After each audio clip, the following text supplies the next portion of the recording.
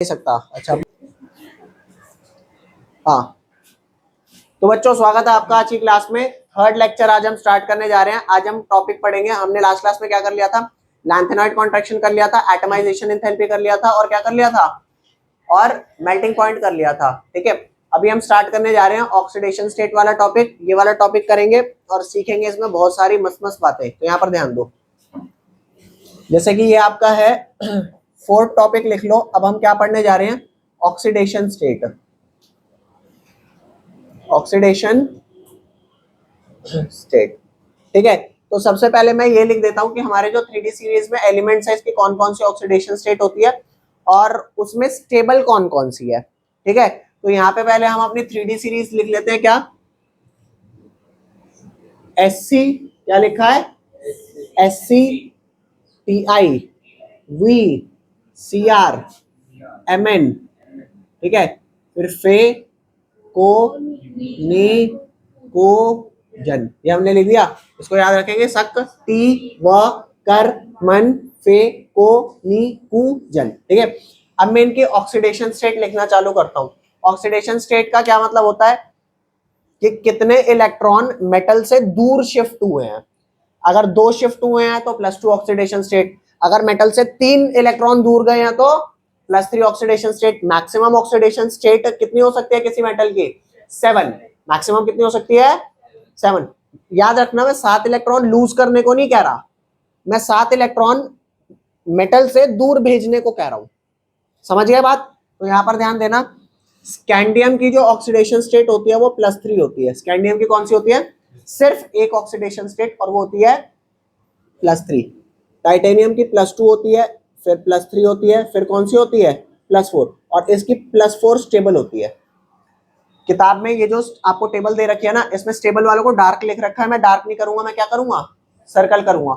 उसके बाद वेनेडियम की कौन कौन सी है, +2 +3 +4 और +5, और +5 वाली स्टेबल है। उसके बाद क्रोमियम की बात करूंगा। क्रोमियम की कौन सी है, क्रोमियम की है +2 +3 स्टेबल है, फिर +4, फिर +4 स्टेबल नहीं है भैया, +4 उसकी वही नॉर्मल ऑक्सीडेशन स्टेट है, फिर +6 है, फिर Mn की +2 स्टेबल है, +3 एज इट इज, 4 है, 5 है, 6 है, और 7 स्टेबल है। ठीक है, कहाँ 4 स्टेबल नहीं है, Mn की 4 स्टेबल नहीं है, Mn के सिर्फ +2 और +7 स्टेबल है। नेक्स्ट आते हैं किस पे, आयरन पे। +2 +3 +4 और एक +6, इसकी जो स्टेबल है वो कौन कौन सी है, +2 और +3। आयरन की कौन कौन सी, +2 और +3। नेक्स्ट आते हैं किसका, कोबाल्ट का। कोबाल्ट है +2 +3 +4, ठीक है भाई, +2 +3 +4। नेक्स्ट आते हैं किसका, निकिल। निकिल में +2 है, +3 है। कॉपर में एक आपका +1 होता है और एक +2 होता है, और यहाँ पे सिर्फ और सिर्फ +2 होता है। ये फटाफट लिखना भैया, ठीक है रे।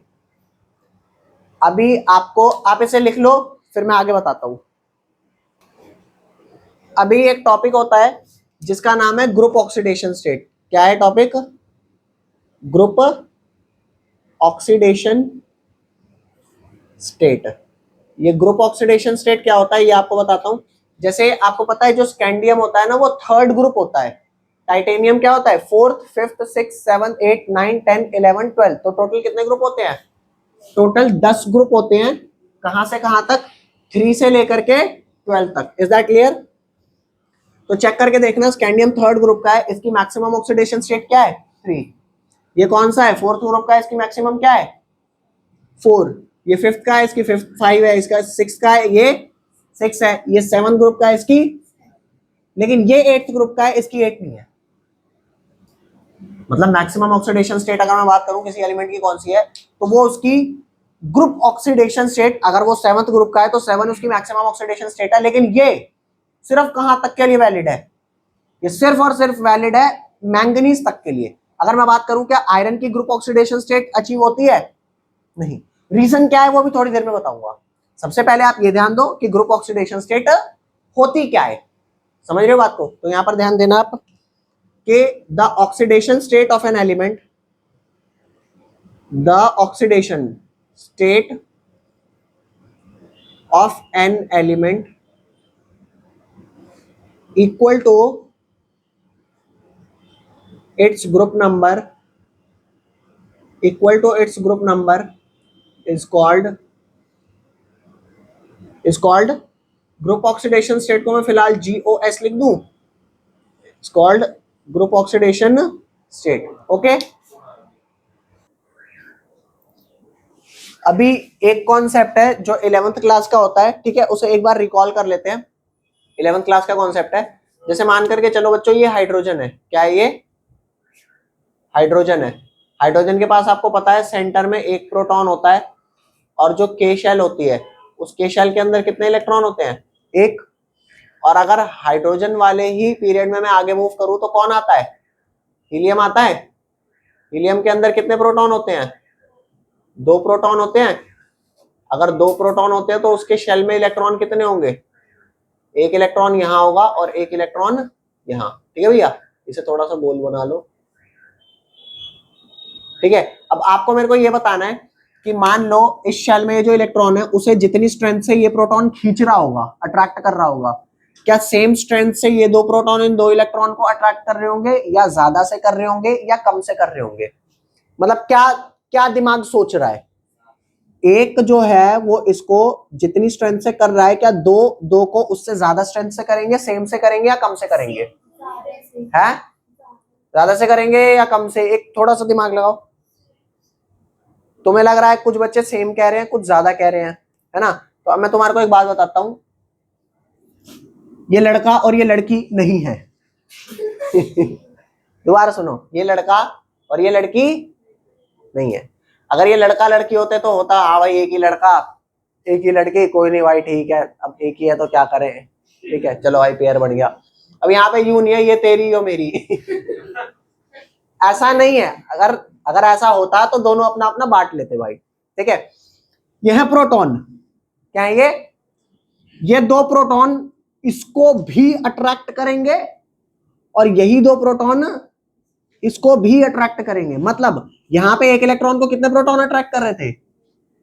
यहां पे एक इलेक्ट्रॉन को कितने प्रोटॉन कर रहे हैं? तो अब बताओ ज्यादा है या कम है? ज्यादा है।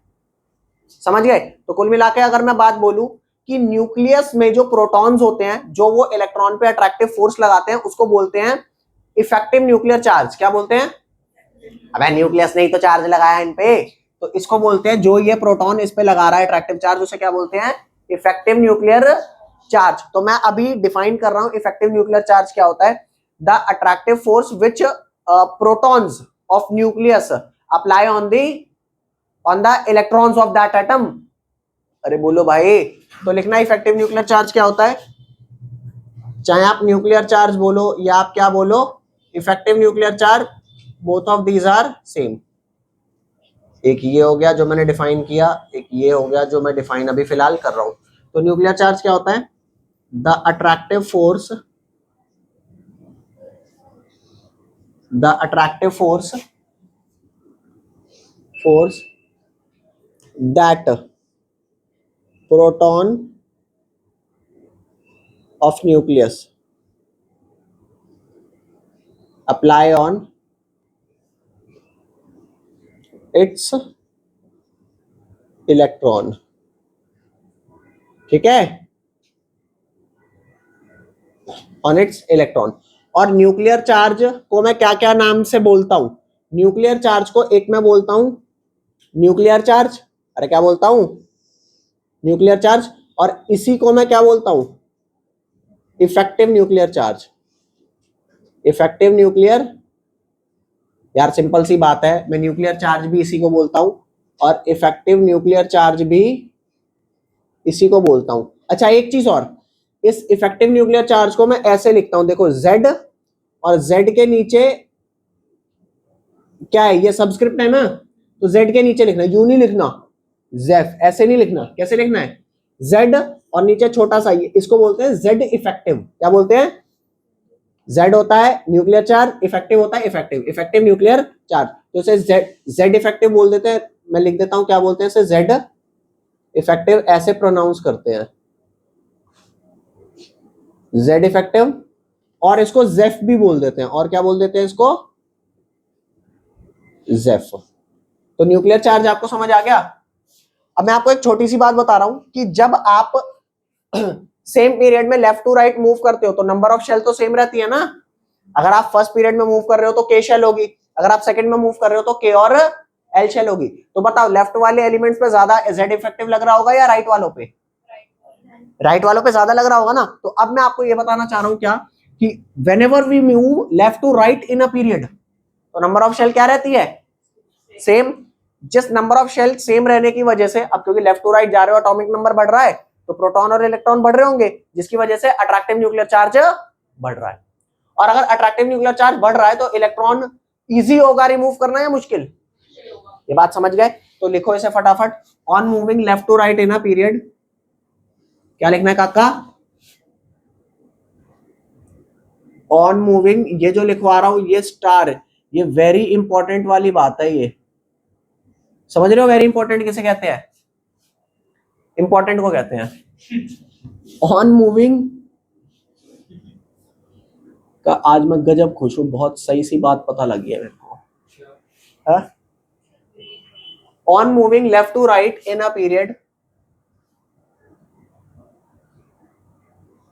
ठीक है, बता रहा हूं, जब आप लेफ्ट टू राइट मूव करते हो तो क्या होता है? पहला, number of shell remain same लेकिन number of protons and electrons increases by 1। अरे एक एक करके बढ़ते जाते हैं, बोल भाई। प्रोटॉन और न्यूट्रॉन क्या होते हैं? एक एक करके बढ़ते जाते हैं, जिसकी वजह से अट्रैक्टिव फोर्स जो कि जेड इफेक्टिव है क्या होता है? जिसकी वजह से न्यूक्लियर चार्ज क्या होता है बेटा? जिसकी वजह से न्यूक्लियर चार्ज इंक्रीजेस, और you can say Zeff increases, और you can say electron removal become easy और डिफिकल्ट? बिकम। ये बात समझ में आई कि नहीं आई? गाइस चिल हो गए बताना, चिल, एकदम जस्ट चिल रहना। डिफिकल्ट, ओके रे भाई, कुछ तो बोलो, लिख लो इसे।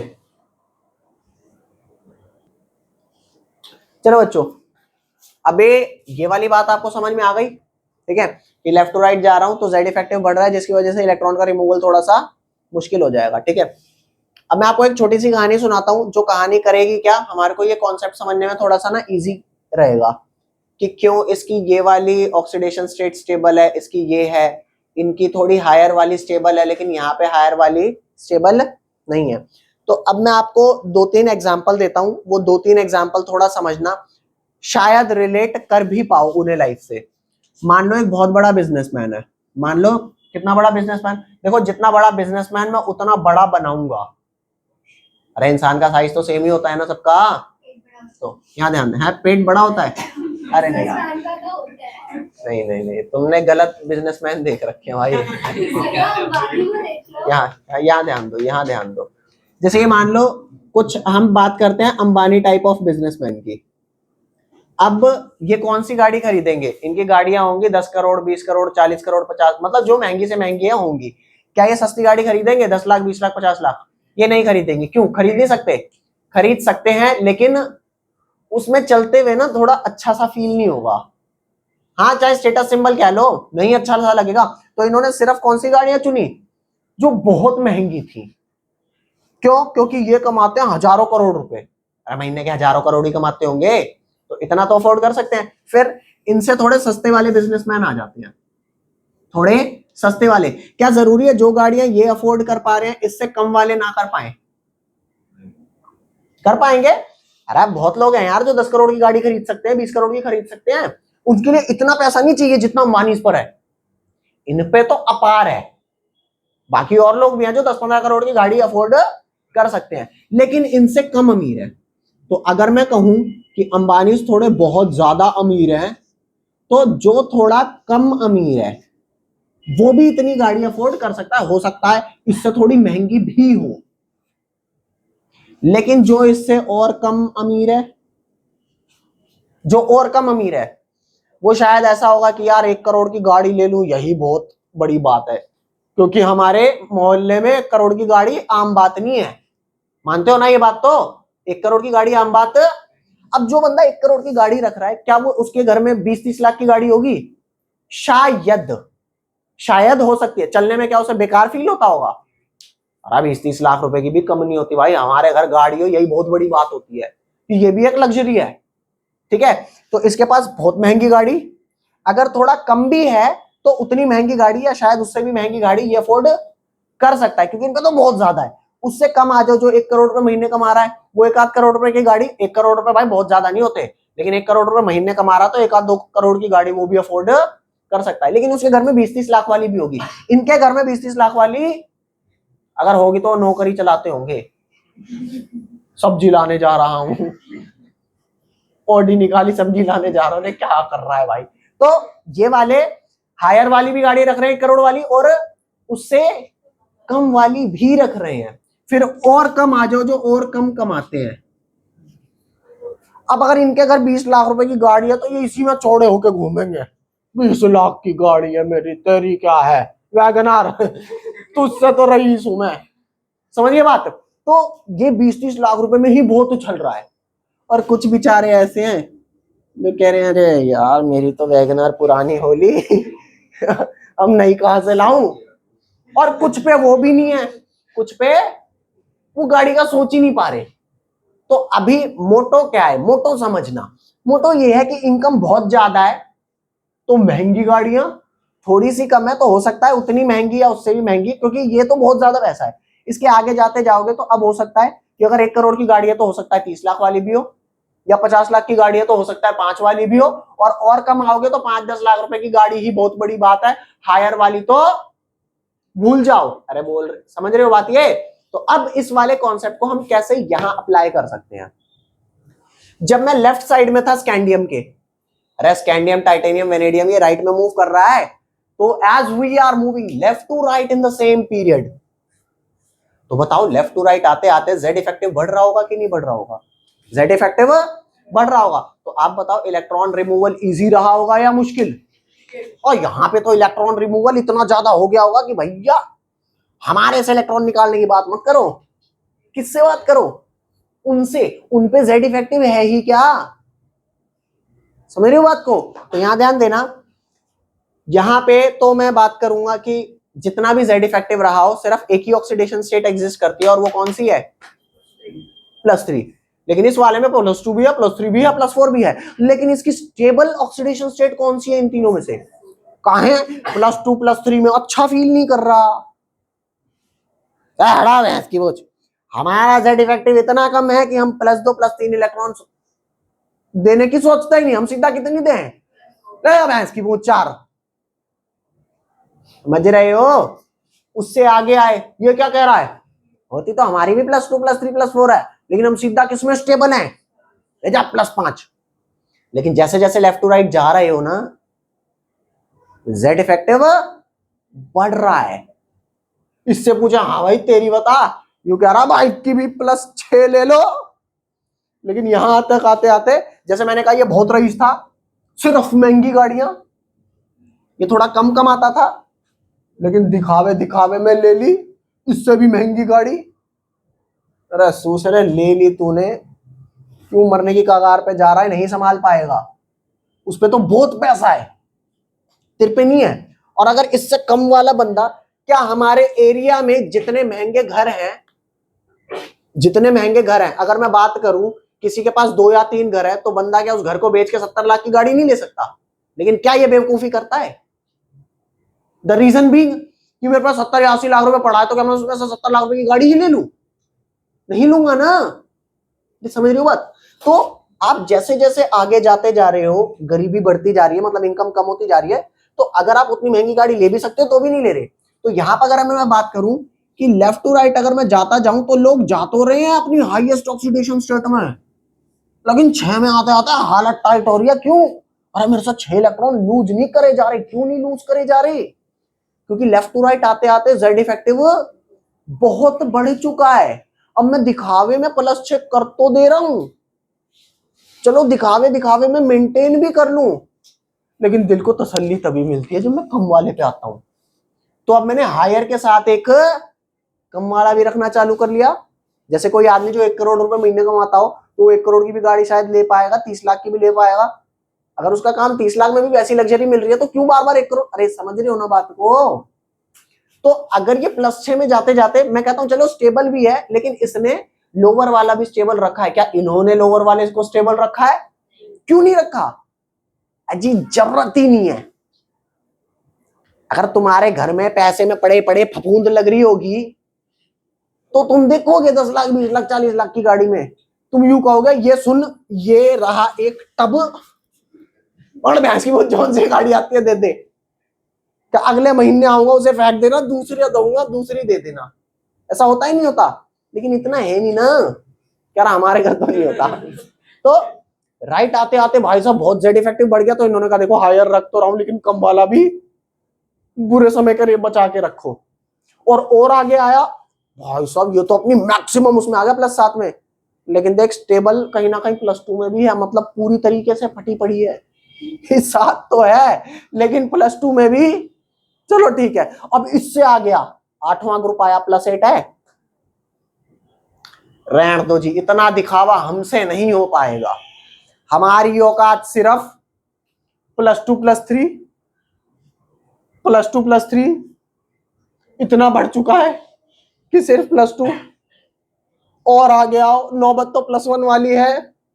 लेकिन अब जैसे मैं कहूं कि जो आदमी गरीब होता है उसे 2 लाख की गाड़ी दोगे तो सही रहेगा, या 5 की दोगे तो सही रहेगा? उसे तो 2 की भी सही रहेगा, लेकिन नैनो कोई खरीद रहा है। एक ये भी तो गाड़ी भी ली तो क्या नैनो? अरे सूसरे, तेरे को स्कूटर वाला गाड़ी बक के चला जाएगा। औकात है नहीं, गाड़ी लेके आ गए जाम लगाने के लिए, स्कूटर ही तो लेके चल रहा है तू लाख रुपए का। तो अब यार ध्यान देना, तो ये बेचारा इतनी बुरी हालत में है कि देखो +2 में आ तो गया, लेकिन औकात ऐसी थी, +1 भी ज्यादा लग रही है, लेकिन चलो कोई नहीं, टेबल +2 भी है। और इस बेचारे ने हमारे पास तो एक ही है स्प्लेंडर। अब इसे स्टेबल बोलो बेकार बोलो सही बोलो यही है, ठीक है। हाँ बिल्कुल बकेगा। तो अब मैंने आपको क्या समझाया कि जब आप लेफ्ट साइड में थे तो जो ग्रुप ऑक्सीडेशन स्टेट थी वो क्यों एग्जिस्ट कर पा रही थी? क्योंकि जेड इफेक्टिव कम था। लेकिन जैसे आगे आगे जाते जा रहे हो वो ग्रुप ऑक्सीडेशन स्टेट अचीव कर तो पा रहा है, लेकिन बैकअप में ससुर ने कम वाली भी रख रखी है। इन्होंने ऐसा बैकअप नहीं रख रखा था जी, शान से चलेंगे 5 करोड़ 10 करोड़ की गाड़ी में। यू बेचारा चल तो रहा है 2-3 करोड़ या 10 करोड़ की में, लेकिन इसे पता है किसी भी दिन 4 किस्तें नहीं गई बैंक वालों को तो आएंगे उठा ले जाएंगे, तब मैं इसमें चलूंगा। और उसके आगे यही बहुत बड़ी बात है। तो ग्रुप ऑक्सीडेशन स्टेट मैक्सिमम कहां तक अचीव हो रहा है? सिर्फ और सिर्फ 7th ग्रुप तक। उसके आगे क्यों नहीं है? क्योंकि जेड इफेक्टिव जिसे कहते हैं बुरी तरीके से बढ़ चुका है। अब मेरे 2-3 इलेक्ट्रॉन निकल जाए वही बहुत है। इसकी तो देखो भाई साहब, इसका देखो भाई साहब, इनने तो बैकअप में और क्या रख रखा है। कहता तेरे भाई ने रेडी रख रखी है। क्या जिस दिन मेरा स्कूटर उठा मैं चलाऊंगा ये, क्या था हो सके उसे ई रिक्शा में कन्वर्ट करा दूंगा। तो इसने तो और कम रख रखा है। और ये कह रहा है चलो देखो भाई क्या 36 रखना है, एक रख लो, लग लुक करके इसे ही मेंटेन कर लेंगे। ये बात समझ गए? फटाफट से मार्क करो क्या लिखना है क्या नहीं लिखना। तुम देख कुछ लिखना है वैसे इसमें कुछ लिखना नहीं है। आगे पढ़ाना चालू करूं तो इस कहानी से आपको ये पता लग गया कि क्यों इनके सिर्फ हायर है, क्यों इनकी हायर के साथ थोड़ी कम वाली भी है, और क्यों इनकी सिर्फ कम ही है। द रीजन इज सिंपल कि on moving left to right in a period number of shell is remaining same, number of proton electron increase हो रहे हैं, जिसकी वजह से न्यूक्लियर चार्ज क्या हो रहा है? इंक्रीज हो रहा है, या जेफ इंक्रीज हो रहा है, electron removal is becoming difficult.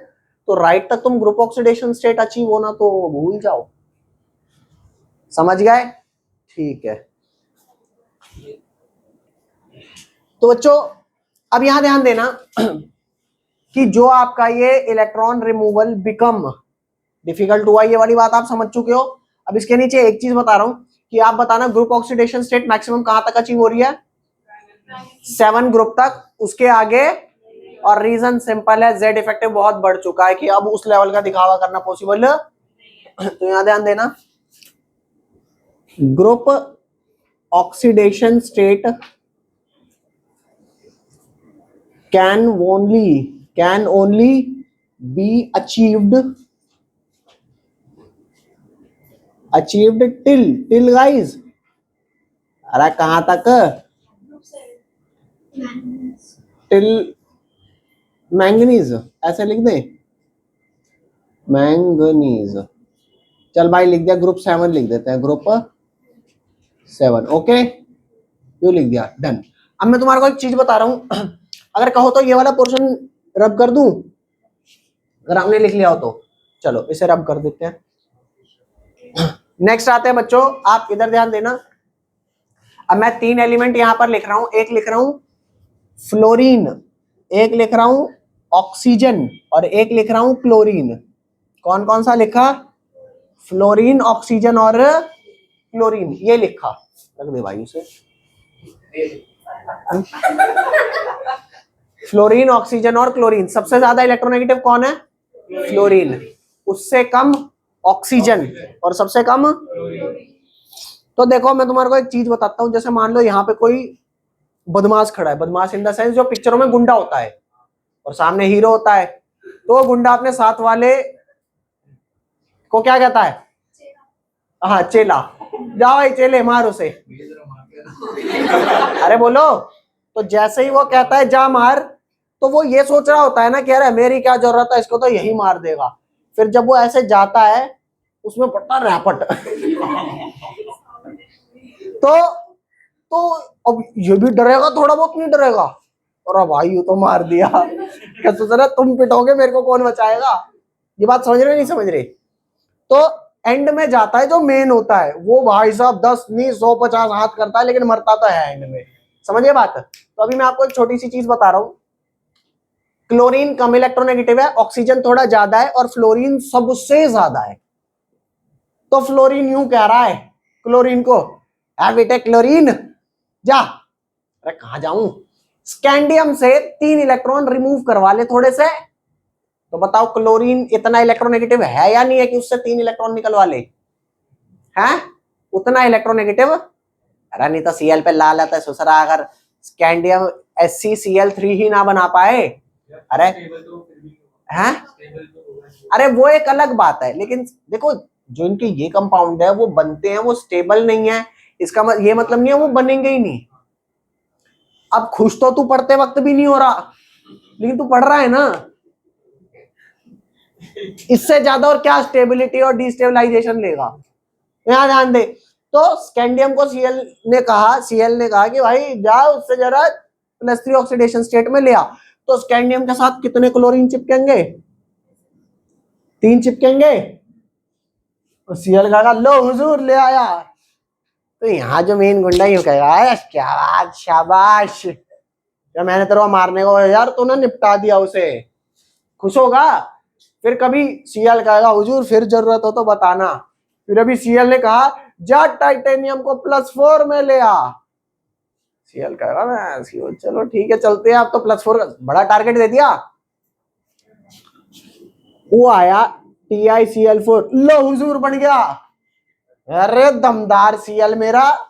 अब सीएल की थोड़ी भाई साहब वो खुद चौड़ा होने लग गया है, क्या बात, मैं तो क्या +3 +4 +5 भी बढ़ा दूंगा।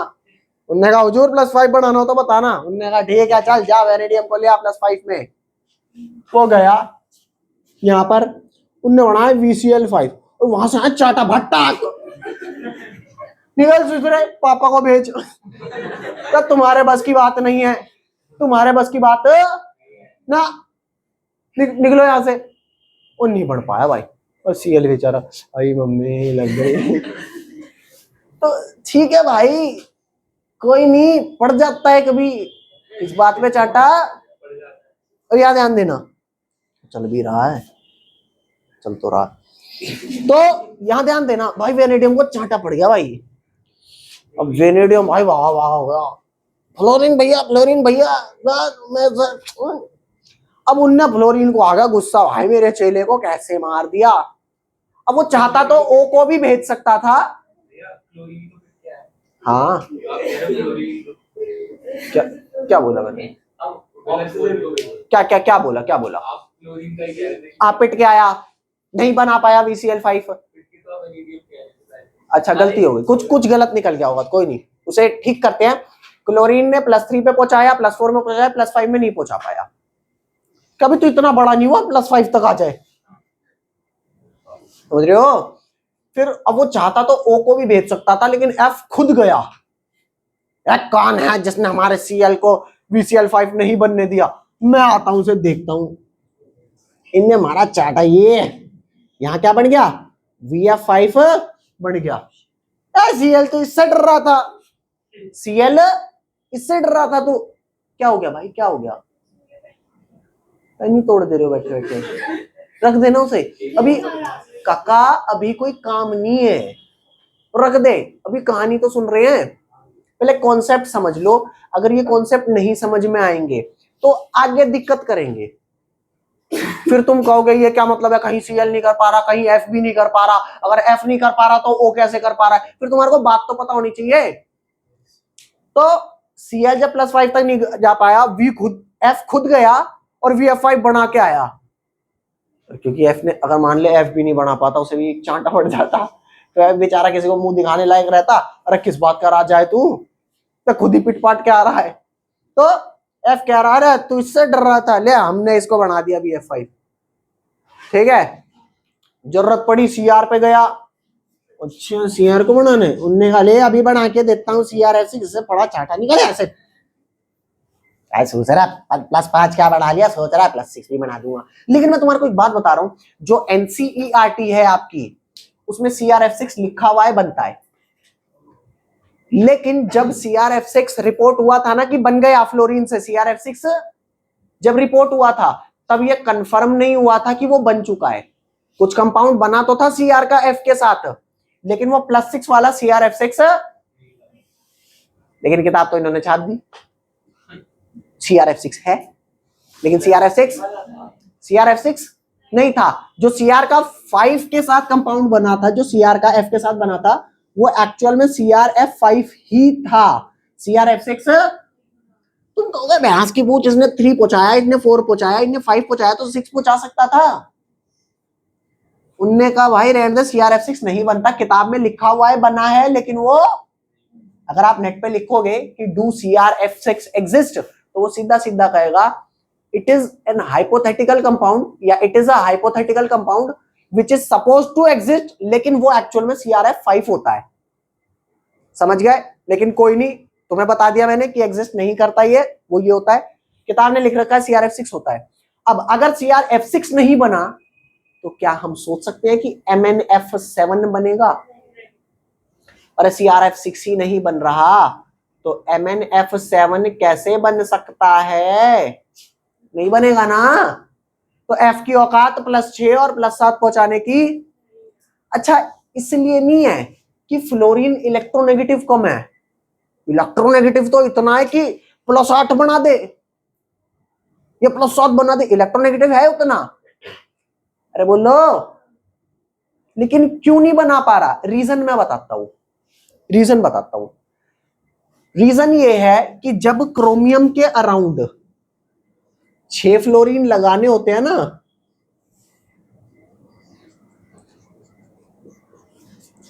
6 फ्लोरीन जब लगाने होते हैं तो वो 6 फ्लोरीन बहुत क्राउडिंग करते हैं। क्या करते हैं? बहुत क्राउडिंग करते हैं। जैसे अगर मैं कहूं कि यू एक बच्चा है, इसे 25 लोग एक साथ मिलकर मारेंगे, शर्त है 25 के हाथ एक साथ पड़ने चाहिए, पट पट, मतलब एक साथ 25 थप्पड़ पड़ रहे हैं। Is it possible?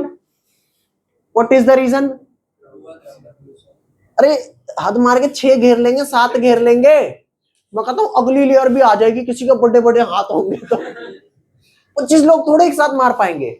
हाँ वही कह दो, तबीयत से 25 लोगों को मारना है, बारी सबकी आएगी एक एक करके, तो 25 मार ही देंगे। मैं कह रहा हूं एक साथ लगने हैं, तो फ्लोरीन क्या है? औकात है, इलेक्ट्रोनेगेटिव है, लेकिन क्राउडिंग ज्यादा हो रही है। तो अब जो काम फ्लोरीन नहीं कर पाया ना, कि भाई बाहुबली नहीं कर पाया, वो काम कटप्पा करेगा। ऑक्सीजन आएगा, फ्लोरीन बनाता है सिंगल बॉन्ड, लेकिन ऑक्सीजन के बने 2 बॉन्ड। तो जहां 2 बॉन्ड 2 फ्लोरीन मिलकर बना रहे हैं, वहां 2 बॉन्ड सिर्फ अकेले एक O बना देगा। तो अगर फ्लोरीन 6 चाहिए थे तो ऑक्सीजन कितने चाहिए होंगे? मात्र 3। समझ गए? तो वहां पे उतनी इलेक्ट्रोनेगेटिविटी की जरूरत ही नहीं थी।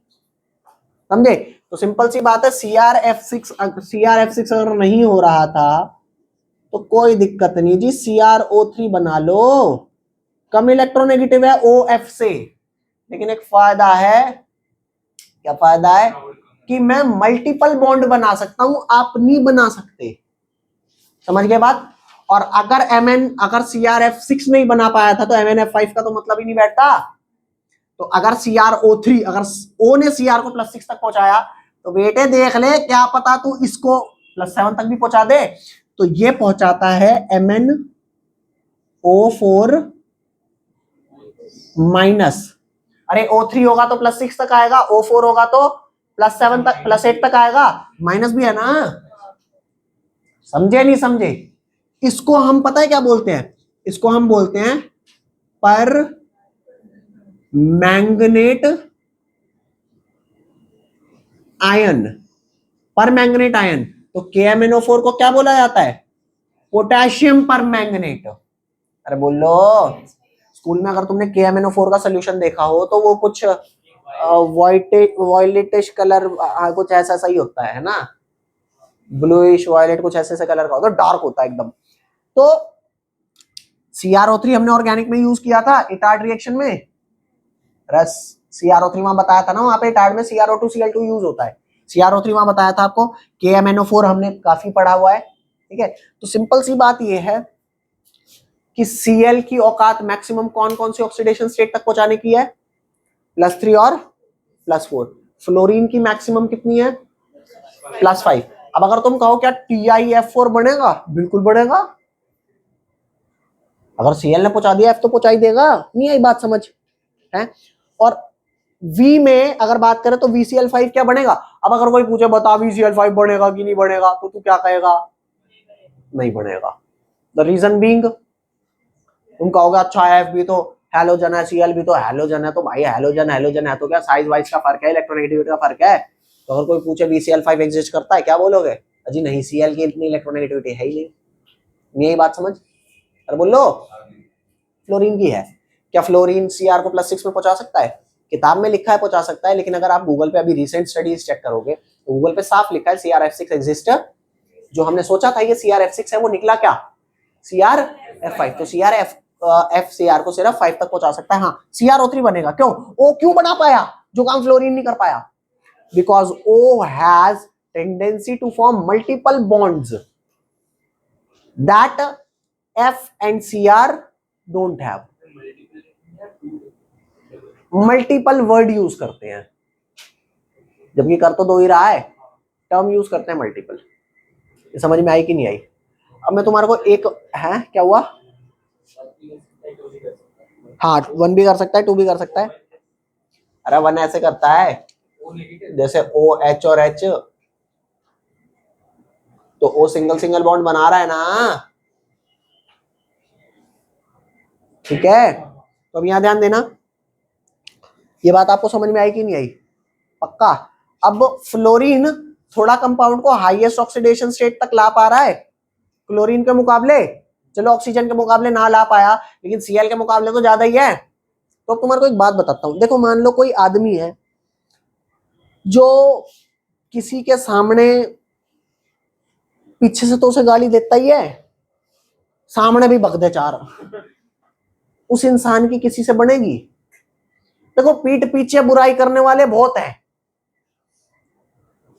तुम्हें झगड़ा उससे करना है जो तुम्हारे को मुंह पे भी गाली बक रहा है। क्योंकि ऑब्वियस सी बात है भाई, पीछे से तो सब कर रहे हैं, सामने मत करो। हाँ, पीछे से दुनिया कर रही है, सामने से मत करना।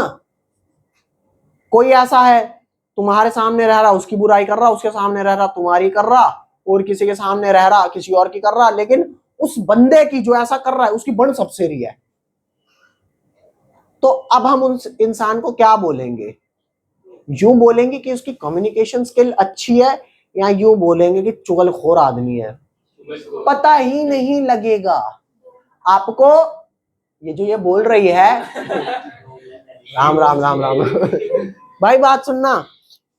अब उस बंदे को हम ये कहेंगे, भाई देखो इसकी कम्युनिकेशन स्किल ऐसी है, पीछे चाहे जो मर्जी बोलता हो लेकिन सामने हर बंदा इससे हंस के बात करता है, जिसे हम डिप्लोमेटिक कह देते हैं। बात समझ पा रहे हो नहीं समझ पा रहे?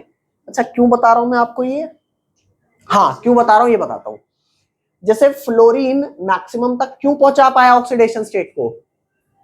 क्योंकि फ्लोरीन ज्यादा इलेक्ट्रोनेगेटिव है Cl से। तो मैं फ्लोरीन, अगर पेपर में कोई पूछेगा why fluorine is able to make compound in high oxidation states, क्यों बना पाता है हाई? क्योंकि आप क्या बोलोगे, मोर इलेक्ट्रॉन, नहीं, मोर इलेक्ट्रोनेगेटिव नहीं बोलना, फ्लोरीन को बुरा लगेगा। अगर मान लो तुम्हें पता भी लग जाए ये पीछे से मेरी बुराई करे और मेरे सामने उसकी बुराई करे, अगर मान लो तुम्हें किसी का पता भी लग गया, तो प्रैक्टिकली बात करना, क्या तुम उस बंदे को ये कभी डायरेक्ट बात बोलते हो? तुम समझ जाते हो बंदा कैसा है, फिर उसके साथ वैसा ही एक्ट करते हो। देखो समझदारी तो इसी बात में है कि अगर बंदे को आपने परख लिया है तो आप उसे डायरेक्ट ना बोल के, वो आपसे काम निकलवा रहा, आप भी बस काम तक ही काम रखो, उससे फालतू। ये बात समझ पा रहे नहीं समझ पा रहे?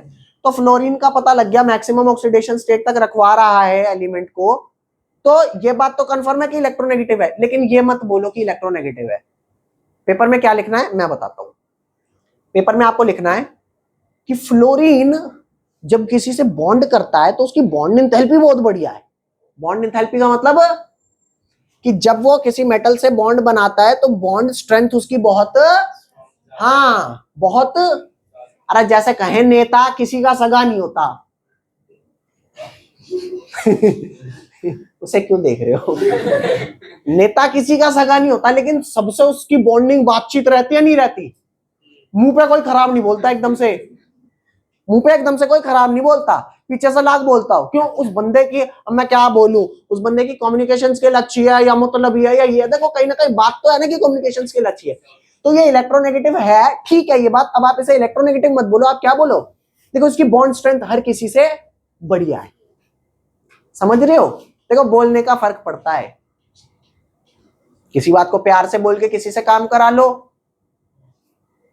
हो सकता है किसी से प्यार से काम चल सकता है, डांट के शायद ना चले। तो तुम अपने काम से काम रखो ना, बी डिप्लोमेटिक। तो अभी यहां समझना, F इलेक्ट्रोनेगेटिव है, इसलिए हाईएस्ट ऑक्सीडेशन स्टेट में स्टेबल कंपाउंड बना रहा है। तो आप ये मत बोलना कि इलेक्ट्रोनेगेटिव है, आपको क्या बोलना है, बॉन्ड एंथैल्पी या बॉन्ड एनर्जी इसकी हाई है। जब ये किसी से बॉन्ड बनाता है तो शिद्दत से बढ़िया बॉन्ड बनाता है, ठीक है। और एक चीज बता रहा हूं, जैसे वो बात होती है ना, तुम्हारा कुत्ता कुत्ता मेरा कुत्ता टॉमी, तो दूसरा तेरा भी कुत्ता है भाई, ये नहीं, यही है। अच्छा चलो कोई नहीं, मेरे को गलत पता है।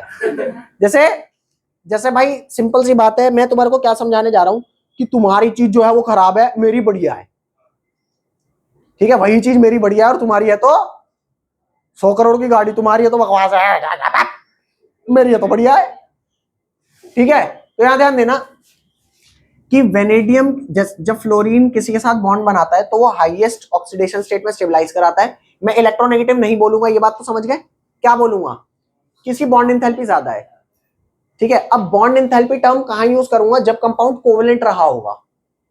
कोवेलेंट कंपाउंड जब रहा होगा तो क्या बोलूंगा, टर्म यूज करूंगा बॉन्ड एंथैल्पी। लेकिन अगर कंपाउंड आयनिक है, अगर कंपाउंड आयनिक है तो मैं टर्म क्या यूज करूंगा, तो बॉन्ड एंथैल्पी नहीं बोलूंगा, क्या बोलूंगा, लैटिस एनर्जी। क्या बोलूंगा, अरे यार लैटिस एनर्जी भी वही होता है जब प्लस और माइनस अट्रैक्ट करके पास आते हैं, बॉन्ड बनाते हैं। लेकिन आयनिक कंपाउंड के लिए मैंने टर्म क्या बोला, लैटिस एनर्जी। और कोवेलेंट कंपाउंड के लिए टर्म क्या बोला, हाँ ये समझ गए। तो अब मैं यहाँ पे एक लाइन लिखने जा रहा हूं, वो लाइन आप लिखेंगे क्या? चलो बच्चों, जो मेरे को लाइन लिखवानी थी वो मैं आपको नेक्स्ट क्लास में लिखवाऊंगा। तब तक के लिए बाय बाय, टाटा।